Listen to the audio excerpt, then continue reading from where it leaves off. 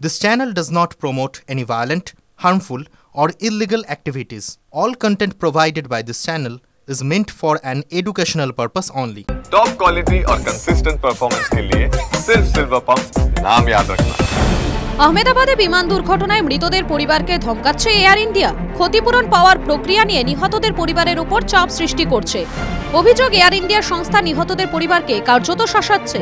তাদের বলা হচ্ছে এয়ারলাইন্সের দেওয়া প্রশ্নপত্রে একটাও ভুল হলে 1 টাকাও ক্ষতিপূরণ পাবেন না তারা। বিমান দুর্ঘটনায় নিহতদের পরিবারের দাবি, এয়ারলাইন্স জোর করে তাদের বিভিন্ন কাগজে সই করিয়ে নিচ্ছে। আর্থিকভাবে তারা কার উপর নির্ভরশীল সেই তথ্যও জানতে বাধ্য করছে। এইভাবে ক্ষতিপূরণের বিপুল বোঝা কমানোর চেষ্টা করছে এয়ারলাইন্স। একজন নয়, এই অভিযোগ করেছেন কমপক্ষে 40 জন নিহতের পরিবার। স্টেটওয়ার্ক নামক ইংল্যান্ডের একটি ল ফার্মকে দায়িত্ব দেওয়া হয়েছে বিমান দুর্ঘটনায় নিহতদের পরিবারের সঙ্গে এয়ার ইন্ডিয়ার ক্লেম সেটেল করার জন্য।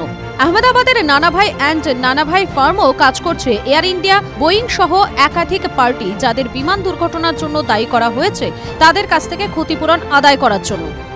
ইংল্যান্ডের ওই ল ফার্মের বিবৃতিতে জানানো হয়েছে, এয়ার ইন্ডিয়ার বিমান দুর্ঘটনায় নিহতদের পরিবারকে একটি প্রশ্নপত্র পূরণ করতে বাধ্য করাচ্ছে অ্যাডভান্স পেমেন্টের জন্য।